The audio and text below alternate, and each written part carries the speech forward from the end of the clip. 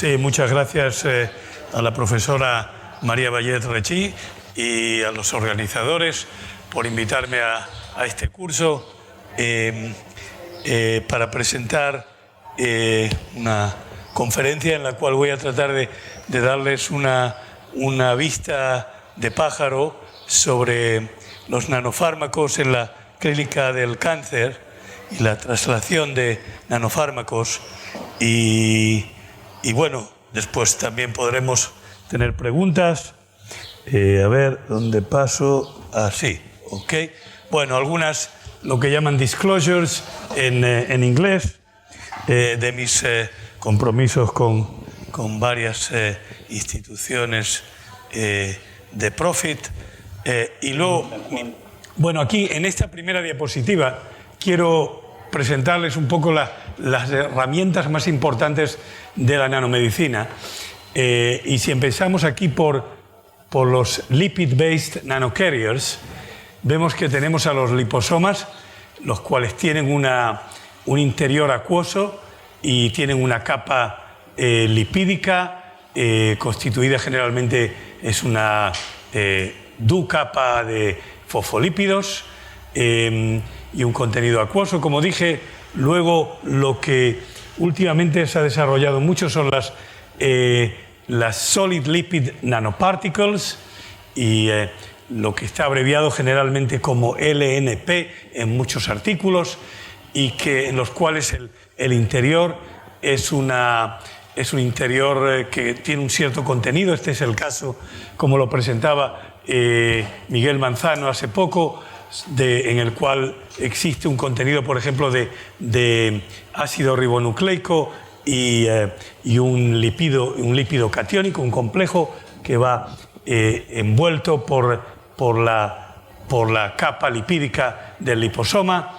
Y luego tenemos también lo que se llama generalmente stealth liposomes, o a veces stealth lipid nanoparticles, que son realmente híbridos de polímeros y liposomas, en los cuales revestimos los liposomas con un polímero. Se trata generalmente del polietilenglicol, el cual fue descubierto ya a finales de los años 80, 88, 80, como un polímero que podría estabilizar muy bien la bilayer, la ducapa de los liposomas, previniendo la opsonización. Realmente el polietilenglicol, como es muy hidrofílico, permite que se forme una capa acuosa que acompaña al liposoma en su travesía por el sistema circulatorio, y eso impide que las opsoninas, que generalmente tienen interacciones hidrofóbicas con la superficie de los liposomas o de las nanopartículas lipídicas, que no puedan realmente alterar o desintegrar la membrana de la partícula. Y el polietilenglicol generalmente viene en forma conjugado con un fosfolípido y claro, hay que limitarlo en la cantidad que se puede poner. Generalmente se pone hasta un 5% en lo que se llama en el cociente molar de la composición de estas partículas. Pues si empiezas a poner demasiado, pues entonces a veces se te produce mucha espuma y parte del polietilenglicol se te escapa también de los liposomas. Entonces, habiendo mencionado... no, perdone, pasó esto. No, un momento. Ok, a ver si vuelve atrás. Ok, pasamos a los polymer-based nanocarriers, en los cuales tenemos varios ejemplos. Uno de ellos son las nanopartículas poliméricas. Generalmente el más corriente de todo es el PLGA, que lo han usado muchísimos y lo siguen usando muchos investigadores, a veces también junto con el polietilenglicol, y es también muy friendly, muy para el trabajo en laboratorios. Luego tenemos también nanopartículas hechas basadas en albúmina, y hay un producto, el Abraxan, también conocido como nab-paclitaxel, en el cual tienes una partícula de albúmina polimerizada, en la cual consigues integrar el paclitaxel, y ese producto ha tenido muchísimo éxito en la clínica del cáncer. Hoy en día está comercializado como Abraxane. Y luego hay también micelas poliméricas de muchas clases. El profesor Kazunori Kataoka en Japón ha desarrollado muchas de estas micelas como transportadores de platino, de varios derivativos del platino para el tratamiento del cáncer, y hay algunas que están en estudios clínicos, en fase 1, fase 2. Y luego, si pasamos a este grupo, tenemos las inorganic nanoparticles, las cuales incluyen las silica nanoparticles, y el ejemplo más destacado es en el cual el grupo de la profesora María Valletta ha tenido una contribución tan importante. Es el grupo de la sílica o sílice mesoporosa, que tiene unas grandes ventajas por facilitar la integración y la encapsulación tanto de drogas lipofílicas como hidrofílicas, y además permitir un proceso de bioerosión y de eliminación que convierte a estas partículas mucho más atractivas para el uso en sistemas biológicos, porque posiblemente una vez que eso ha habido una bioerosión, entonces ya los fragmentos de peso molecular bajo pueden ser excretados por los riñones y no se acumulan en el cuerpo. Luego también tenemos las nanopartículas metálicas, hay muchas de estas basadas en hierro, en gold, en oro. Por supuesto que hay muchas de las partículas hoy en día para el tratamiento de la anemia, son realmente metal nanoparticles. Hay un producto conocido como el Venofer, que se usa muchísimo en la clínica para dar infusiones, restablecer pacientes que tienen deficiencia de hierro y no tienen una mala absorción del hierro. Entonces, eso generalmente son partículas muy pequeñas, de 20 a 30 nanómetros, no muy estables, pero desde luego permiten hacer una infusión casi sin ningún efecto secundario en estos pacientes, y se usan muchísimo. Además, hay también el ferumoxitol, hay también un producto que sirve como contraste también para MRI, para la resonancia magnética. No está aprobado en todos los países.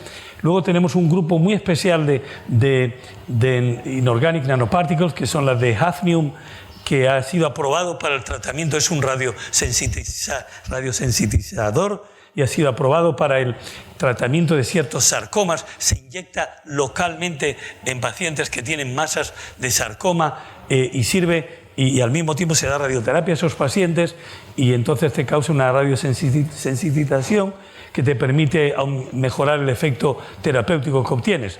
Luego hay otro grupo que son las que estarían las viral nanoparticles y las cell-derived nanoparticles. El doctor Manzano explicó ya un poco de eso, dio varios ejemplos, y estas son un poco más problemáticas porque pueden ser inmunogénicas, ¿ok? Debido a que hay proteínas y no siempre, aunque haya un cierto proceso, pero yo soy más escéptico de acuerdo con respecto a las aplicaciones de este grupo de nanopartículas. Y finalmente tenemos un cuarto grupo que ya no son partículas, son, digamos, conjugados o de polímeros con drogas, que pueden contener varias drogas, no tienen por qué estar uno a uno, sino pueden tener 5 o 10 moléculas de drogas, o puede haber también un anticuerpo. Y aquí hay un poco de argumento entre los expertos en este este campo, que no quieren que los integren en la nanomedicina y que se ven como un campo separado. Generalmente, hoy en día consideramos nanomedicina todo lo que está entre 10 a 20 nanómetros hasta 200 nanómetros. Es decir, ese sería y a veces algunos de estos pues caen por debajo de ese límite, así que no deberían de ser considerados como nanomedicinas. De todas formas, claramente los antibody drug conjugates han tenido un éxito fenomenal en el cáncer y hoy en día hay muchísimos aprobados, deben de haber como 6 o 7 ya productos aprobados en el cáncer, en linfomas, en cáncer de pecho y más están en camino. Bueno, he perdido mucho tiempo en esta diapositiva, pero vamos a ver si se mueve ahora, sí, quería realmente hacer una introducción un poco amplia. De aquí llegamos a una diapositiva en la cual les quiero un poco dar una vista de lo que se llama el Gartner Hype Cycle, lo llaman. Y es un poco una cosa que se considera que ocurre con muchos desarrollos tecnológicos y fue descrito por alguien llamado Gartner, en el cual dice también siempre hay una época inicial en la cual tenemos un pico de expectaciones infladas, ¿no? Y pensamos que esto va a ser la solución de todo, ¿no? También con las COVID-19 vaccines, también pensábamos que ya habíamos curado todo, ya no había nada de qué preocuparse, pero ya vemos que hoy en día que el virus ha desarrollado cepas que ya no son, que la vacuna no las cubre, así que todo pasa por ese pico. Luego hay un poco lo que llaman el valle de la desilusión, ¿ok? Y luego empieza una subida más lenta, que es la pendiente esa del enlightenment, de la iluminación, en la cual vamos aprendiendo un poco a utilizar la tecnología de forma más limitada, pero más acertada, llegando finalmente a un plató, a una meseta de productividad, ¿okay? Con el tiempo. Así que más o menos yo diría que en la nanomedicina del cáncer estamos más o menos aquí. No creo que hayamos llegado todavía a esa meseta de productividad. Y luego aquí les presento otra diapositiva en la cual les diría, cuando ustedes tienen que utilizar y elegir una estrategia en nanomedicina, ¿qué es lo que en qué tienen que pensar? Bueno, lo primero es que podrían tratar de utilizar drogas que ya han sido establecidas, ¿ok? Y tratar con el nanocarrier, con el nanovector que van a utilizar, sea cual sea, ¿ok? Tratar de hacer lo que se llama new tricks with all the drugs, nuevos trucos con drogas, con fármacos antiguos, ¿ok? Y realmente eso más o menos es lo que se hizo con el Doxil. En mi caso, yo estuve muy involucrado en el desarrollo del Doxil, o con el Abraxan, el cual ya lo mencioné antes. Otra posibilidad en la estrategia es tomar fármacos que son prácticamente muy difíciles de inyectar, de administrar al paciente. Podrían ser ácidos nucleicos, y ya explicó el doctor Miguel Manzano que el acceso intracelular de muchos de estos ácidos nucleicos y la estabilidad de esos ácidos nucleicos en la circulación es muy, muy mala. Claro, desde luego la profesora Caricó, que fue galardonada con ese premio de Príncipe de Asturias, pues ella consiguió estabilizar mejor el messenger RNA, desde luego, pero así y todo necesitamos una forma de delivery para los nucleic acids. Y en ese caso, en el caso de la COVID vaccine, pues de la vacuna COVID contra el COVID-19, las lipid nanoparticles fueron la solución aportada para ese problema. Y luego también tenemos muchas prodrogas, o sobre todo que son muy lipofílicas a veces, en las cuales también se pueden beneficiar esas prodrogas de una delivery con un nanocarrier, con un nanovector. Este es el caso de un producto que el MTPPE, que está hoy aprobado para el osteogenic sarcoma, el mifamurtid, es un producto inmunoterapéutico que activa el sistema inmunitario y viene en un liposoma. Y el MLP es una prodroga de la mitomicina C que nosotros hemos desarrollado y que también la estamos ensayando en un estudio clínico en liposomas. Hablaré más de eso después. Luego, otra posibilidad que tienen cuando desarrollan un nanovector, sea cual sea una partícula de sílice mesoporosa o un liposoma o un polímero, una partícula polimérica, pueden tratar de poner dos drogas. No sé por qué esto se va para atrás, pero bueno, a ver, sí. Pueden tratar de poner dos drogas en la misma partícula para conseguir efectos sinergísticos, y hablaré de esto después. Hay un producto que ya ha sido aprobado, el Vixeos, que contiene dos drogas en el mismo liposoma. Hoy en día se habla mucho también de la nanoceranostics, en la cual la ceranóstica es un producto en el cual tienen integrados el aspecto de diagnóstico, digamos de imaging. Se puede saber dónde está, tratar de localizar el cáncer con ese nanovector, y al mismo tiempo tienen también el arma terapéutica. Y entonces esto se puede hacer a veces utilizando un nanovector. A propósito, es una de las formas más sencillas porque cuando tienes que poner dos productos juntos, eso sería la mejor forma. Y hay intentos, pero todavía no se ha llegado a un producto claro en este campo. Y por supuesto hay muchísima actividad en el campo de reclutar el sistema inmunitario para mejorar la inmunoterapia y las vacunas, como ya dije. Y finalmente, targeting, lo que es digamos, el Holy Grail, dicen en inglés, que es me olvidé cómo se dice en español, el Holy Grail, pero eso es la copa esa Sí, exactamente, sí, de Jesús. Entonces, ahí es si tuviéramos un nanovector en el cual lo tenemos dirigido contra cancer cell receptors, y en ese caso se han hecho muchos ensayos con HER2 dirigidos al receptor HER2, a la transferrina. Nosotros hemos trabajado bastante con el FOLAT, pero todavía no se ha llegado a un producto así que se sea aprobado. Y aquí tienen una división de los nano drug products que hicieron estos autores, en el cual ellos lo dividieron en cuatro clases, dependiendo de la farmacocinética y de la estabilidad in vivo de esos sistemas. Aquí en la ordenada tienen el release rate, la velocidad de descarga del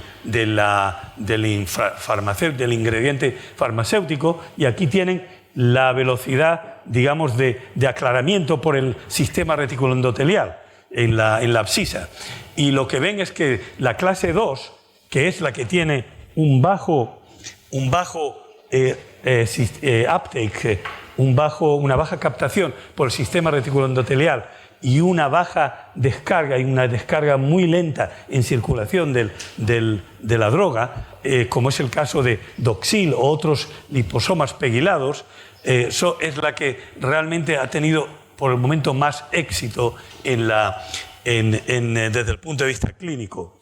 ¿Y por qué es eso? Pues bueno, entre otras cosas, como lo verán en esta diapositiva de un trabajo de la profesora Ruth Duncan, lo que ella vio enseguida es que cuando hace primero el tiempo en circulación por ejemplo, de la doxorubicina o de un dendrímero conteniendo doxorubicina o un polímero con doxorubicina o el Doxil, ella vio que el Doxil es el que tiene un tiempo de circulación más extenso, más prolongado. Es decir, que la droga se mantiene en circulación durante mucho tiempo, y al mismo tiempo, cuando vio cuál es el que se acumula más en el cáncer, pues si ven aquí, el Doxil se acumula mucho más en el tumor de esos animales que los otros productos.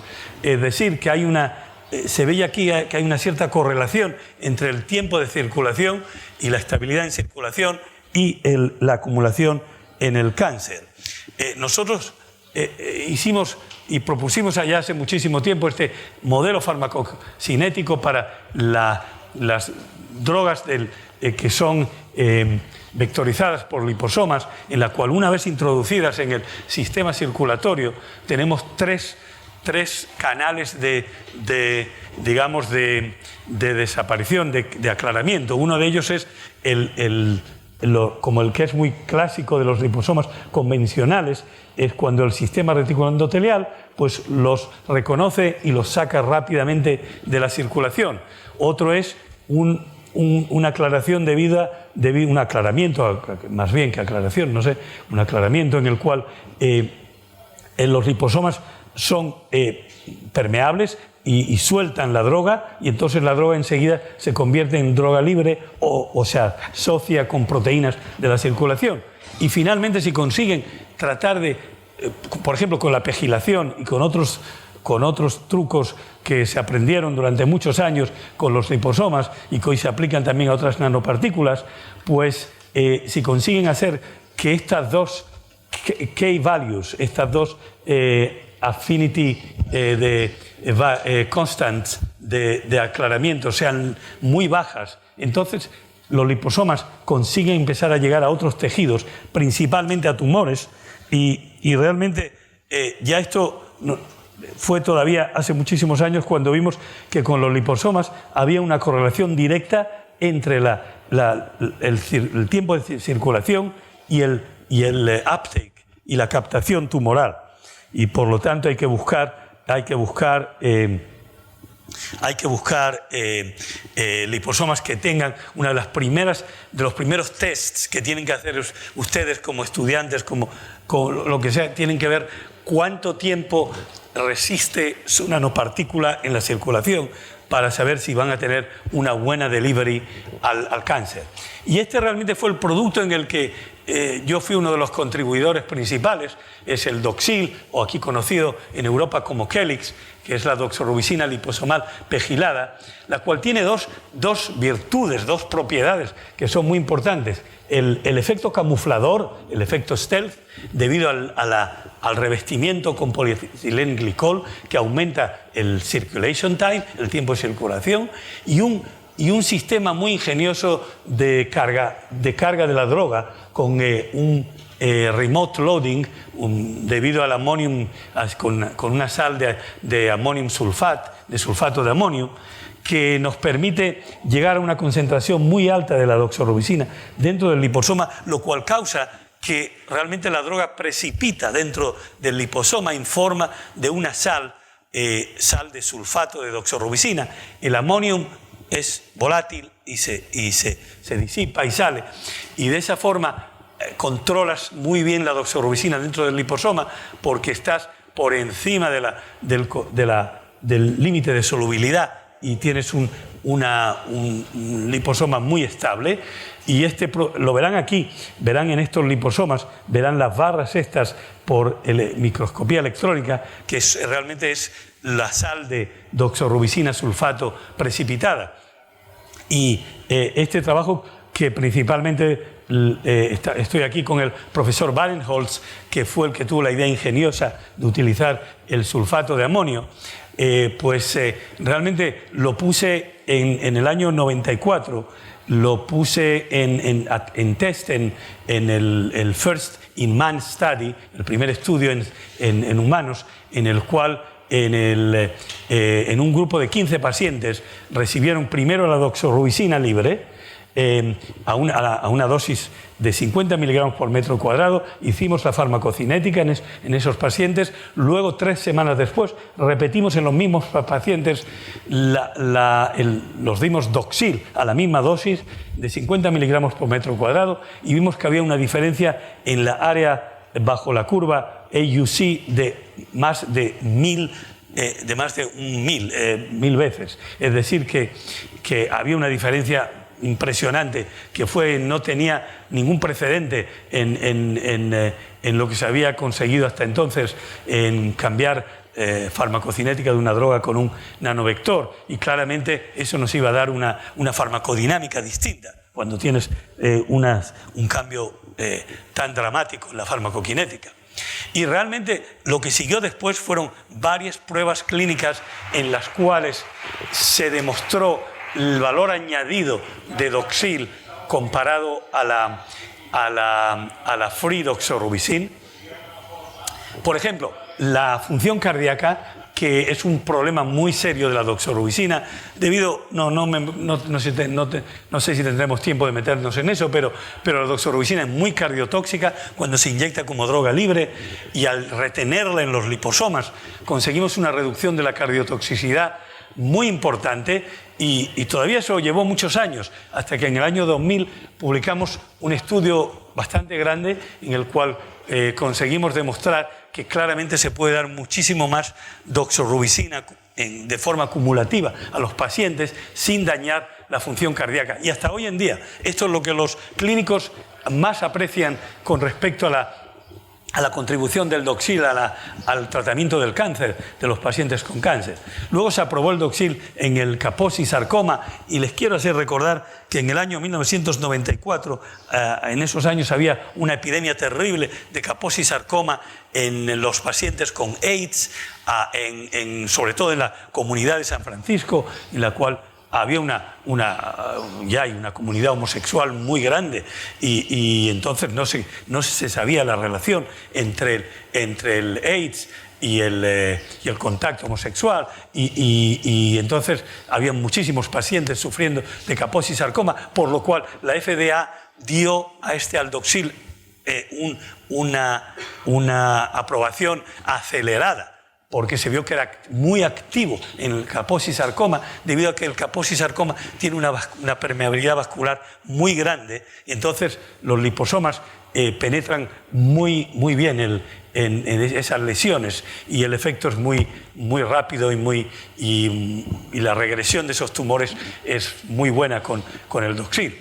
Luego también el Doxil fue aprobado en el recurrent ovarian cancer, el cáncer de ovario, también en el cáncer de pecho, y finalmente en el mieloma múltiple. Esas son las mayores indicaciones aprobadas, aunque a veces se utiliza el Doxil también en otras situaciones, o lo que llaman en inglés off-label, fuera de indicación.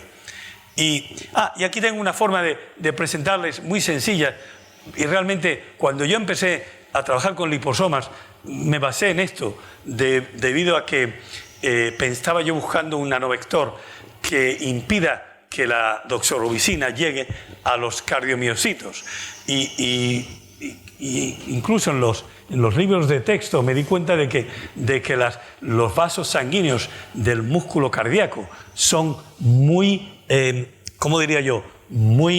Tienen tight junctions, tienen unas junturas muy tight, muy íntimas, y entonces no dejan pasar nada. No hay liposoma que pueda escaparse por aquí, pero en los tumores hay junctions, hay junturas que son muy permeables, hay gaps, hay ventanillas por las cuales pueden escaparse liposomas. Y realmente esta es la forma de ver por qué tendríamos menos cardiotoxicidad, pero no afectamos la eficacia de los liposomas como tratamiento antitumoral.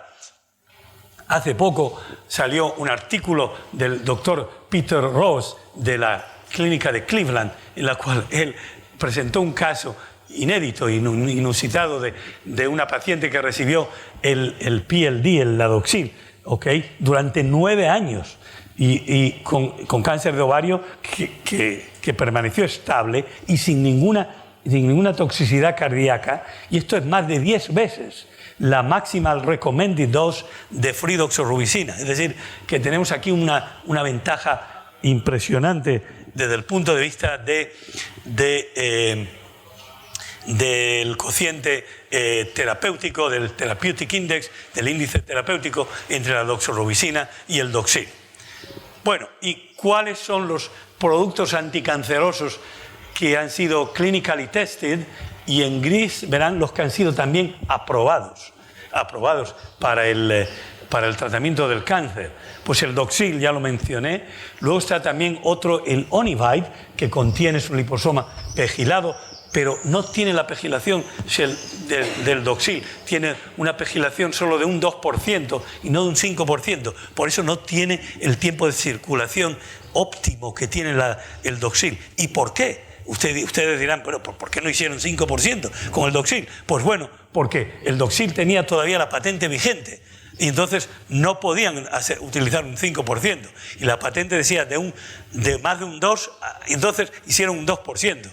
Así que esto es increíble, ¿no? Pero a veces así se desarrollan los productos. Hay cosas que entonces está aprobado para el cáncer de páncreas y los resultados han sido, digamos, muy modestos, pero está aprobado y todavía está en un fase 3 en el cáncer de colon y sigue desde luego siendo utilizado por los gastroenterólogos y oncólogos bastante frecuentemente. Tenemos aquí otros 2 productos con antraciclinas, el Myoset y el Downosoma, que hoy en día ya no se utilizan mucho porque el doxil los ha desplazado casi completamente. El Marquivo con la liposomal vincristina, que se utiliza para una forma de linfoma y que reduce muy importantemente la neurotoxicidad de la vincristina. Tenemos también aquí el Vixeos, del cual ya le hablé, que tiene una combinación de arabinosin, citarabina y daunorubicina y que está aprobado para una forma de AML, leucemia mieloide aguda en pacientes de edad avanzada. Y luego también tenemos el Deposit intratecal y el que hablé, el Mifamurtid, que se llama comercialmente Mepac, que tiene una prodroga que es el MTPPI muy lipofílica, que se utiliza para activar los macrófagos, para el tratamiento de osteogenic sarcoma, del sarcoma osteogénico. Y hay muchos productos que siguen tratando de desarrollarlos. Algunos ya el desarrollo no sigue, pero bueno, no les quiero cansar con esta larga lista. Quería un poquito hablar de un efecto que se llama el EPR, que es crítico para el cáncer, para la delivery en el cáncer. Y el EPR es la Enhanced Permeability and Retention Effect. Y realmente se basa en eso de que ya les expliqué que habían fenestraciones, ventanillas, por las cuales los liposomas pueden penetrar el cáncer y luego generalmente se acumulan en el líquido intersticial del cáncer y es como un callejón sin salida y gradualmente van liberando la carga, que luego puede hacer el efecto terapéutico contra las células cancerosas. Y se ve aquí que se pueden conseguir unas diferencias de concentración inmensas.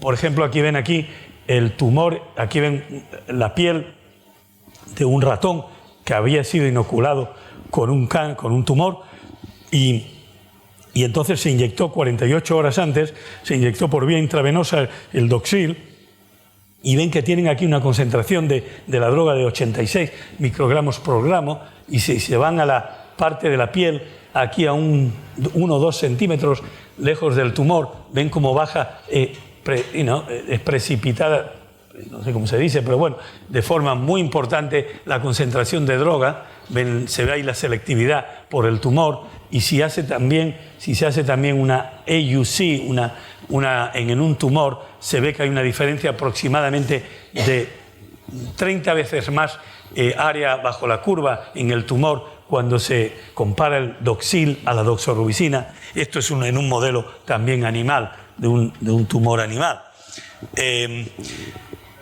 Aquí también, de nuevo, tienen que comprender que entonces los vasos sanguíneos realmente es el talón de Aquiles del cáncer para los nano expertos, porque estamos usándolos todo el tiempo y si los vasos sanguíneos no tuvieran la permeabilidad que deseamos y ocurre a veces que no la tienen, hay muchos argumentos por ejemplo, de que los cánceres primarios son más tienen más EPR effect, tienen el EPR ese que mencioné, y se piensa que las metástasis tienen mucho menos EPR. Todavía hay muchas discusiones, pero siguen siendo que claramente son el talón de Aquiles. Aquí ven un vaso sanguíneo y la permeabilidad que permite a los liposomas fluorescentes salir, y ven que generalmente no van muy profundo, sino se quedan la mayor parte de ellos alrededor de los vasos sanguíneos, no consiguen moverse mucho más adentro del tumor. Y aquí ven, colaboramos precisamente con un investigador español, el doctor Torres Martín de Rosales, en el Research Imaging Center de St. Thomas en Londres, que pertenece al King's College, y aquí ven ciertos, lo que se llaman medicina nuclear basado en PET scan o en SPECT-CT, en el cual inyectamos liposomas parecidos al Doxil, que en este caso están con el indio 111, están labeled, y vemos que tiene el tumor capta casi como el hígado o más. El único órgano que capta más es el bazo, y desde luego se trata de una selectividad muy potente. Claro, no todo en seres humanos es lo mismo. Esto es otro, aquí ven otro que hicimos hace poco, otro modelo. Aquí ven el tumor y aquí ven el bazo, y aquí, por ejemplo, ven que llegamos a 34% de la injected dose per gram tumor, ¿okay? Que es muy alto, mucho más que todo el resto de los tejidos, ¿okay? Es decir, que tenemos mucha selectividad utilizando estos liposomas. Estos liposomas no solo contienen doxorubicina, pero también ponemos dentro de estos liposomas un quelador del indio para que puedan servir para hacer el imaging. Es un poco lo que hace poco dije, la ceranóstica, ¿ok? Y aquí ven que también otras propiedades de los tumores que vemos, que sabemos ya hoy en día que son muy importantes, y que yo creo que se pueden aplicar a toda los nanofármacos, y que ven en nude mice que cuando el peso del tumor, el tamaño del tumor aumenta, se ve que la captación de los liposomas baja. Y lo mismo se encontró en un estudio hecho en seres humanos también, porque los tumores que este investigador utilizó pacientes con head and neck, con cabeza y cuello, cánceres del pulmón y cánceres de pecho, y los más masivos eran los de cánceres de pecho, y se dio cuenta también que bajaba mucho la captación en proporción al volumen estimado del tumor, una cosa muy parecida a lo que fue observado en animales. Es decir, que si quieren tratar el cáncer hay que tratarlo cuando es pequeño, no hay que esperar demasiado. Aquí tienen un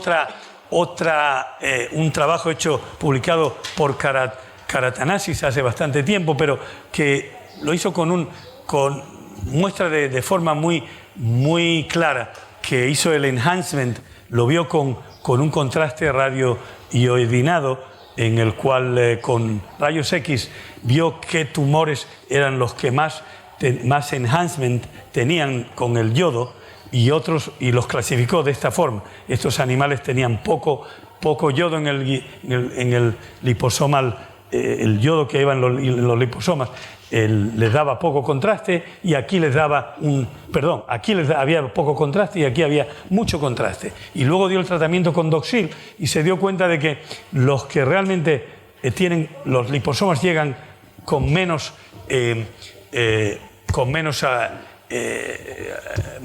concentración, penetran peor el tumor, pues te dan un resultado peor. Aquí ves que los tumores estos son más grandes que estos, y aquí cuando tienes mejor delivery al tumor, pues es decir, que puedes seleccionar los tumores en base al IPR, para saber cuáles van a ser tratados mejor.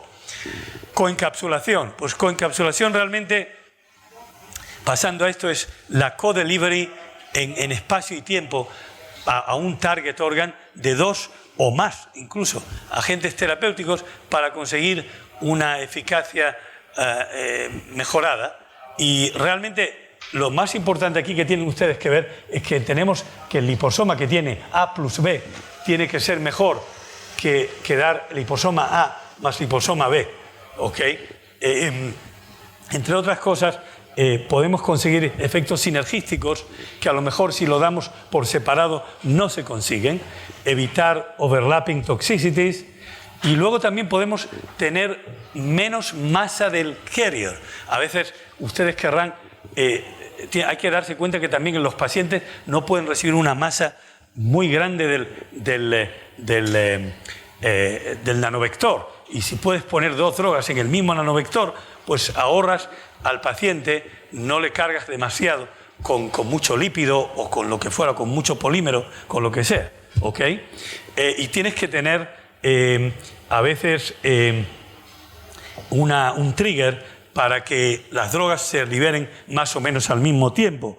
Hemos trabajado, bueno, aquí tienen el ejemplo que esto ya ha sido comprobado en seres humanos, 2 drogas como la citarabina y la daunorubicina, que tienen farmacocinéticas totalmente distintas, ¿ok?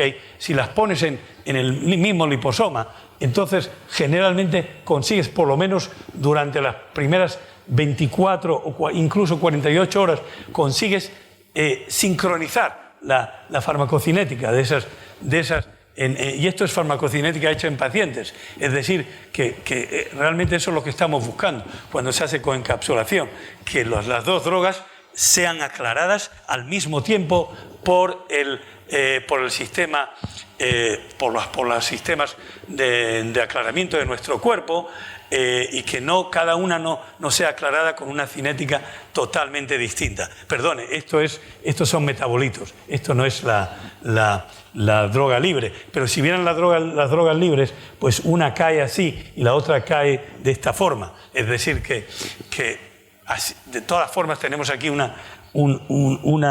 lo que yo diría un logro fenomenal al coencapsularlas en un liposoma. Este producto, el Vixeos, es de la compañía Jazz, y nosotros hemos estado en los últimos años trabajando en un liposoma que combina 2 drogas. Una de ellas es un bisfosfonato que se utiliza para el tratamiento de la osteoporosis, que es el ácido alendrónico, y la otra es doxorubicina, y lo que hemos hecho es preparar una sal de amonium del alendronato para cargar la doxorubicina, y entonces tenemos un liposoma que tiene las 2 drogas, lo cual nos permite tener varias ventajas, entre ellas que el alendronato una vez que lo pones en liposomas, tiene efectos inmunoterapéuticos, ataca a los macrófagos que infiltran tumores, que suelen ser macrófagos promovedores del crecimiento tumoral, y si neutralizas estos macrófagos, pues también tienes un efecto muy importante para reducir el crecimiento tumoral, y además también activan una clase de T lymphocytes que se llaman gamma delta, y esas cosas te pueden dar realmente un producto inmunoterapéutico. Aquí les muestro de forma muy básica la encapsulación pasiva de ammonium sulfat, y luego la encapsulación activa de la doxorubicina, que forma también con alendronat un precipitado, el cual lo verán aquí. Este es el precipitado los llamamos PLAD a estos liposomas, que significa Pegylated Liposomal Alendronate Doxorubicin. Y aquí tenemos los palos, son un poco más gordos y más cortos que los de Doxil. En Doxil también los liposomas son un poco más ovulados, ovoides, y aquí son muy circulares. Pero claro, esas son diferencias que no tienen realmente mucha. Aquí ven también de forma antes de encapsular y después de encapsular, ven cómo se forma el precipitado dentro de los liposomas con la sal de alendronato de amonio.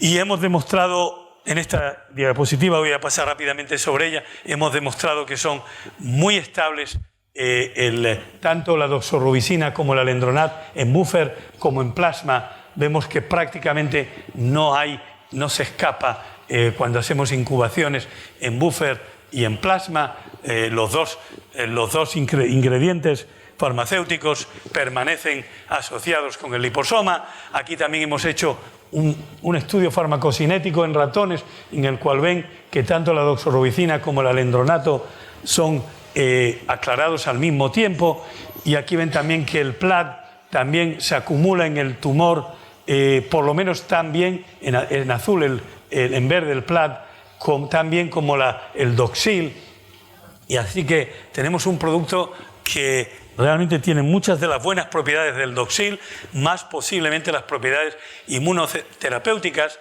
del alendronato. Además puede tener ciertas propiedades importantes que pueden, ya saben que los bisfosfonatos se usan también en el tratamiento de las metástasis óseas, y entonces puede también ser un tratamiento importante para conseguir que los huesos no se debiliten y no se desarrollen metástasis óseas. En el trabajo que hicimos con la profesora Irene Labec en Texas, ella estudió cuál es la distribución de los macrófagos después de inyectar PLAD, y se dio cuenta que hay macrófagos que son M1 o M2. Los M1 generalmente aquí en azul son los antitumorales, y los M2 son los que, al contrario, promueven el crecimiento tumoral. Y lo que vio es cuando damos el PLAD tenemos un aumento del M1 a costa del M2, y el cociente entre los dos es mucho mejor que con el Doxil y que con la doxorubicina libre. Es decir, que tenemos una distribución de macrófagos en el cáncer, que es lo que estamos buscando para que el tratamiento sea más efectivo. Hemos hecho varios ensayos antitumorales. Aquí hemos comparado a la doxorubicina libre y tenemos con el PLAD resultados mejores que los de la doxorubicina libre. Este es un tumor muy sensitivo a la doxorubicina, pero así todo con el PLAD tenemos una 100% de curas en este modelo. Y además, cuando hacemos un rechallenge, es decir, volvemos a inyectar células cancerosas a los animales que sobrevivieron, entonces ninguno desarrolla tumor. Es decir, que el animal se convierte en un animal inmunizado contra ese tumor. Y tenemos un paper que ahora está sometido en review, relatando estos estudios con el PLAD. Y aquí también ven que en ciertos modelos también el PLAD es superior al Doxil y por supuesto al control. Aquí ven, este es el espesor, el tamaño del tumor y el tiempo después de la inoculación. Y aquí también hemos visto que también hemos hecho otro estudio en el cual hemos añadido un anti-PD-1, que es uno de los anticuerpos utilizados hoy en día como tratamiento inmunoterapéutico, y vemos que el mejor resultado lo tenemos con la combinación de PLAD y anti-PD-1. Es mejor que Doxil y anti-PD-1, y el PLAD es mejor que Doxil. En este caso también, este es un modelo que es un modelo multidrug resistant, y bueno, y estos son estudios que hicimos con el doctor John Maher en Guy's Hospital en Londres, en el cual aquí verán también, estos son esto es en el día 14 y esto es en el día 28, y verán el color les muestra el tumor. Y aquí ven que estos animales, este grupo es el que tiene los tumores más pequeños y recibió gamma delta T-cells más el PLAD, y es el que nos da los mejores resultados. Y también vemos que aquí, visto de otra forma, el PLAD con las gamma delta T-cells da un mejor resultado que el PLAD solo o que el gamma delta T-cells solos. ¿Ok? Así que, a ver, estamos ya... No, ¿por qué se va para atrás? A ver, no, aquí. Ahora... Bueno, entonces, este es un producto que lo estamos tratando de desarrollar a través de una compañía LEFCO, aunque como es todo en la vida, sí tenemos muchas dificultades, pero quisiéramos tratar de llevarlo a la clínica y ya veremos lo que pasa en los próximos meses. Todavía no hemos conseguido pegar el salto debido a falta de fondos. Y finalmente tengo otra cosa aquí para presentarles. No sé cómo estaré de tiempo, a lo mejor estoy muy mal. Ya. No, puedes seguir. ¿Puedo seguir? Ok, gracias. Entonces, aquí les quería mostrar algo de drogas tailored, digamos, customized para nanodelivery. Y una de ellas sería una lipophilic drug, que es el MLP, de la cual la mencioné antes. Y aquí tenemos la mitomicina C. No lo van a ver ahí, pero bueno, realmente la mitomicina C, aquí luego a lo mejor tengo una diapositiva un poco más grande, la hemos convertido en un producto lipofílico con dos cadenas largas de ácido esteárico y hay un puente aquí de disúlfido de dithiobensil que nos permite hacer un release con una reducción. Y aquí lo que hacemos, en este caso, el liposoma, la droga se inserta en la capa lipídica del liposoma. Realmente el agua, el compartimento interno no contiene nada. El resto de la composición de este liposoma es idéntico al Doxil. Lo único es que tiene la prodroga insertada en la bilayer y tiene, por supuesto, la cubierta de polietileneglicol y entonces... hemos visto que este producto, que lo llamamos Promitil, es estable en plasma y la activación de la prodroga ocurre con tioles libres, como puede ser el DTT, el dithiothreitol, y puede ocurrir también con sistemas reductivos que hay en tejidos normales, como en el hígado, y también en tumores. Aquí pueden ver mejor la estructura de la prodroga. Verán aquí la mitomicina C, que es un agente que tiene DNA binding activity, hace una alquilación del DNA, ¿ok? Y aquí ven el puente disúlfido, que es el que es crítico para la descarga de la prodroga cuando viene un agente reductor. Y luego aquí tienen el ancla lipofílica de la prodroga, y esto fue diseñado en su momento con un científico, el doctor Salipsky de Estados Unidos, este concepto, y realmente lo que ocurre cuando añadimos tioles como DTT, N-acetilcisteína o similares, es que realmente tenemos un release de la mitomicina C, y del otro lado se forma un cisteína diaciltioglicerol. En este caso, esto sería añadiendo NAC, ¿ok? En acetilcisteína, o cisteína más bien, depende de lo que añadas. Sí. Y luego hay también un byproduct de una tioquinona, pero la cantidad es ínfima, así que no causa toxicidad importante. Y lo que hemos visto es que cuando hacemos reducción, si ven la citotoxicidad de la mitomicina libre, esta es en la curva roja. Si añaden el PLMLP, que es el nombre abreviado del Promitil, Pegylated Liposomal MLP, ven que tiene muy poca citotoxicidad, porque realmente no hemos añadido ningún activador. Si añadimos el DTT, ven que la citotoxicidad aumenta de forma drástica.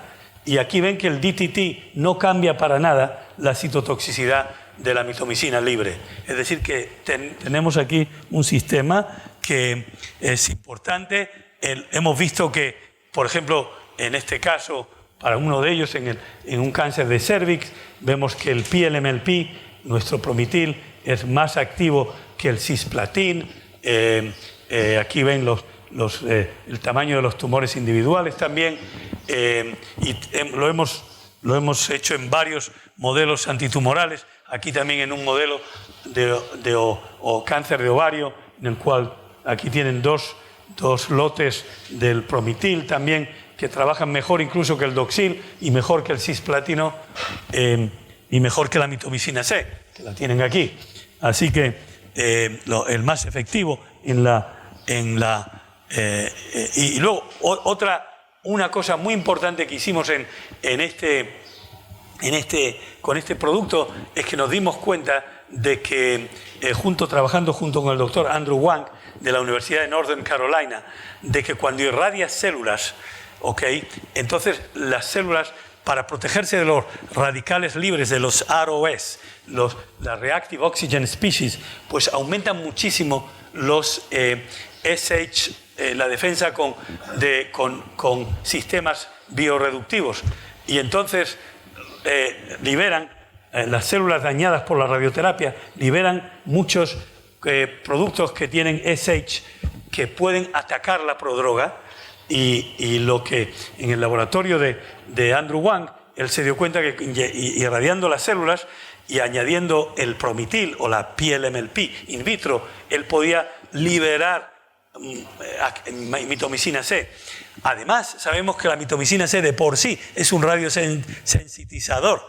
Entonces dijimos, bueno, pues tenemos aquí un arma de doble filo, es decir, reciprocal potentiation. Por un lado, aquí hacemos una delivery con nuestro nanovector de la prodroga al tumor, y además no solo hacemos esa delivery, sino que el tumor nos ayuda también a aumentar la activación de la prodroga, que va a matar, que va a hacer radiosensitización porque causa daños en el DNA, en el ADN de esas células, y entonces la radiación resulta más potente. Y tenemos un programa muy importante en fase 1, fase 2, con el Promitil en quimioradioterapia, que esperamos siga en la clínica. También aquí dependemos de muchos. Han habido la pandemia del COVID-19 causó un gran problema en el sentido de proveedores y durante 2 o 3 años no tuvimos ninguna producción nueva de lotes de Promitil, así que estuvimos bastante paralizados, pero ahora estamos de nuevo, tenemos ya una compañía en Italia que está fabricando el Promitil de nuevo, y esperamos que en el 23 podamos reactivar los estudios estos de quimioradioterapia. En este momento tenemos un paper también sobre un fase 1B con los resultados clínicos iniciales de quimioradioterapia. Este es el Promitil, que se pone en una infusión y se inyecta en los pacientes aproximadamente en el periodo de 2 horas, una vez cada 3 o 4 semanas. Aquí ven los liposomas en microscopía electrónica, y hemos tratado ya más de 150 pacientes, hemos hecho 88 pacientes en los cuales hemos demostrado la recommended dose, safety. Sabemos que tenemos una toxicidad que es 3 veces más baja que la de mitomicina C, y tenemos una farmacocinética también de esta stealth, es decir, con tiempo de circulación muy largo, y también hemos demostrado, ya les hablé de la radioterapia, y estamos planeando fase 2B3 con este producto, una vez que tengamos más producción de material para ir a estudios clínicos. Muy poquito sobre Targeting to Cancer Cell Receptors, solo una diapositiva para decirles, este es un tema que a mí siempre me entusiasmaba mucho, pero es muy difícil demostrar que tienes una ventaja sobre el liposoma que no está vectorizado. Estos son liposomas que tienen la misma prodroga, el MLP, y los cuales hemos añadido a estos liposomas un conjugado lipídico de folat, de folic acid, de ácido fólico, que nos permite hacer targeting de los liposomas al folat receptor, que es muy abundante en células cancerosas, y conseguimos aumentar indudablemente la incorporación en células. Aquí ven azul sin folat, azul con folat, la cantidad de prodroga que entra en las células y la cantidad de liposomas también sube mucho, y conseguimos aumentar la citotoxicidad, lo ven en verde comparado a rojo, que es sin el folat, y claro, es decir, que son efectos que in vitro muy claros, pero in vivo resulta difícil conseguir un delta, un diferencial que te permita justificar la complejidad de este sistema.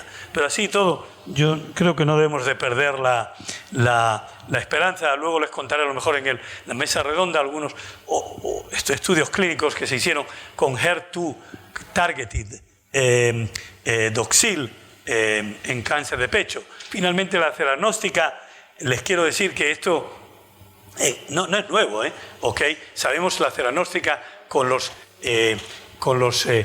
somatostatin receptors se ha hecho, lleva ya haciéndose 20 años, en las cuales lo que hacemos es ponemos aquí un vector, un linker, un linker que nos puede quelar espero que se diga quelar en español, el radioemitter, que en este caso el radioemisor es el gallium 68, que sirve para el PET scan, para la tomografía de positrones, y entonces podemos hacer un diagnóstico de tumores que expresan los receptores de somatostatina.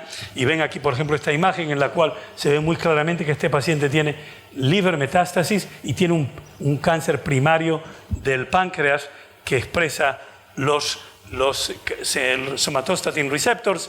Entonces, una vez que esto se ha demostrado, entonces se cambia el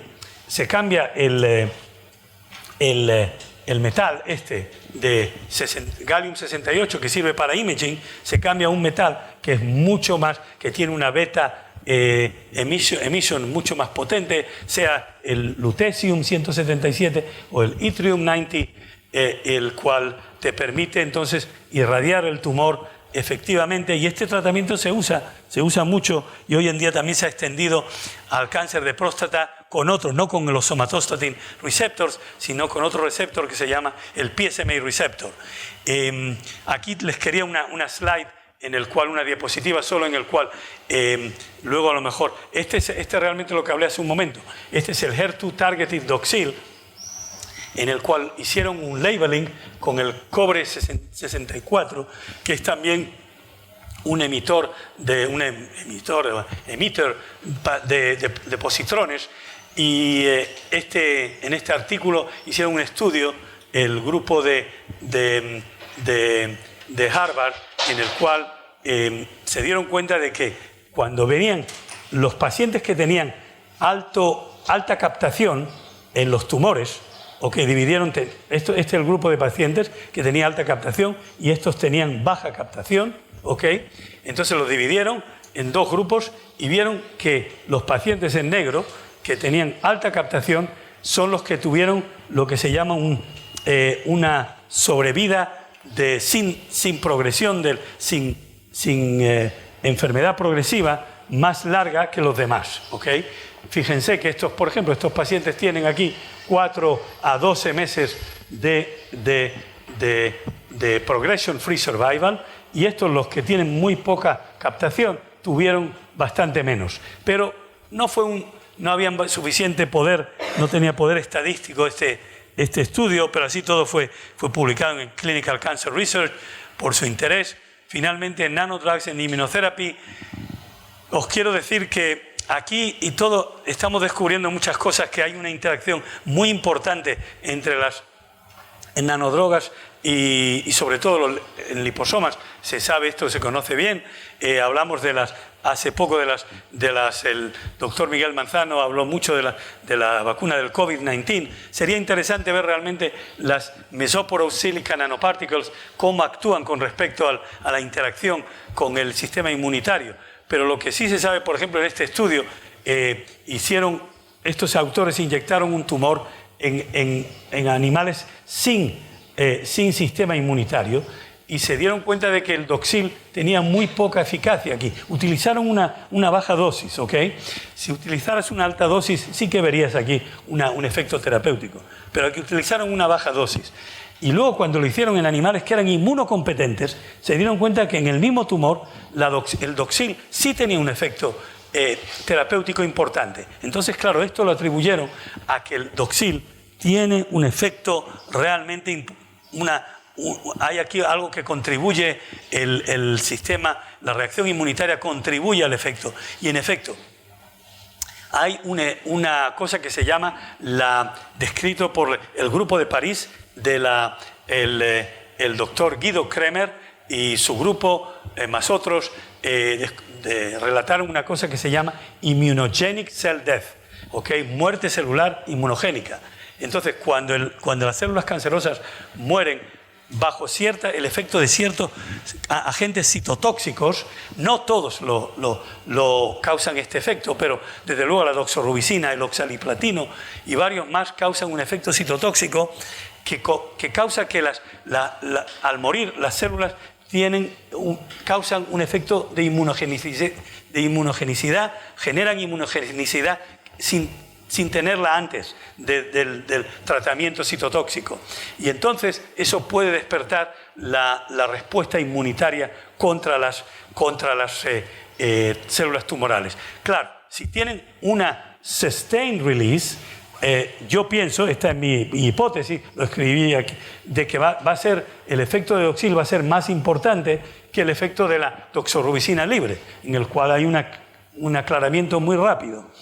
Además, el Doxil o el PLAD pueden tener también un efecto en el cual pueden neutralizar lo que llamamos los Tumor Associated Macrophages, de los cuales ya les hablé, que básicamente tienen un efecto promovedor del crecimiento tumoral. Así que la immunogenic cell death y la colaboración entre estos dos efectos puede ser muy importante en el futuro, y cómo va a haber qué clase de interacción va a haber con otros vectores, ya dije, como las PLJ nanoparticles o las Mesoporous silica nanoparticles. No lo sabemos, lo desconocemos todavía. Finalmente, hay otros efectos también muy importantes que se han reconocido últimamente, que cuando se irradia un tumor hay una penetración muy importante de macrófagos en el tumor, y eso arrastra con ello una concentración, muchas nanopartículas dentro del tumor. Así que también esa es otra estrategia importante de la que no tuve tiempo de mencionar, que sería ir radioterapia y después inyectar las nanopartículas, ¿ok? Pues con esta va a ser mi última diapositiva realmente, en la cual, cuando empiecen desarrollando un proyecto, ¿okay? Lo primero que yo les diría, tienen ustedes que tener en cuenta, por supuesto, el cargo del fármaco. Tienen que conocer la farmacocinética y la farmacodinámica de ese cargo, pero no solo sino tienen también del vector. Tienen que saber cuál es su farmacocinética, su estabilidad y también la inmunoreactividad. Y cuando hagan mouse models, hay que tener muy en cuenta que no es lo mismo tener un modelo de ratón que tenga defectos inmunitarios que uno que sea fully immunocompetent, que sea inmunocompetente.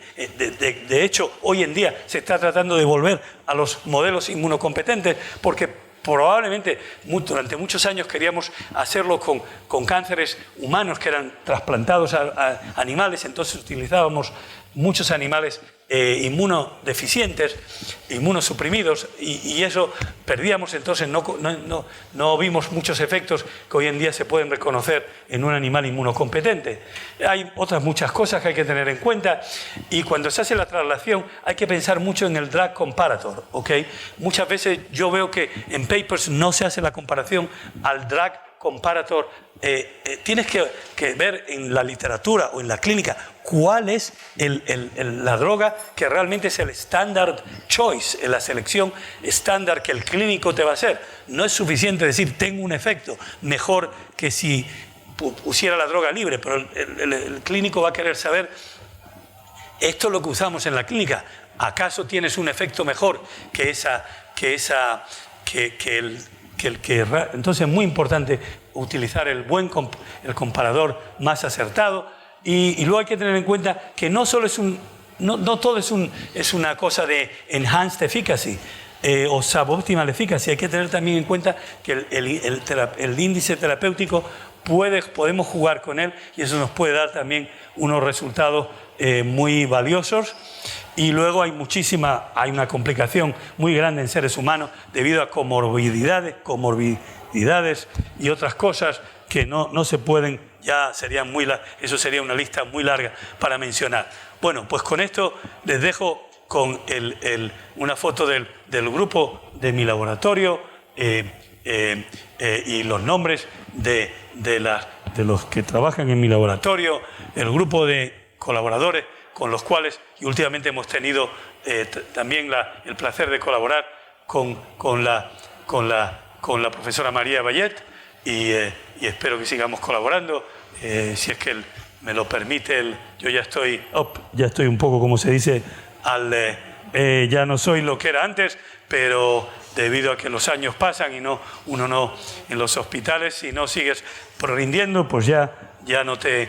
la comunidad de liposomas, que creo que con la contribución en el COVID-19, en la vacuna del COVID-19, ha tenido una gran contribución y me alegró de que Miguel Manzano puso la foto de Peter Cullis, que está aquí, es uno de estos, en el que realmente trabajó muchísimo en los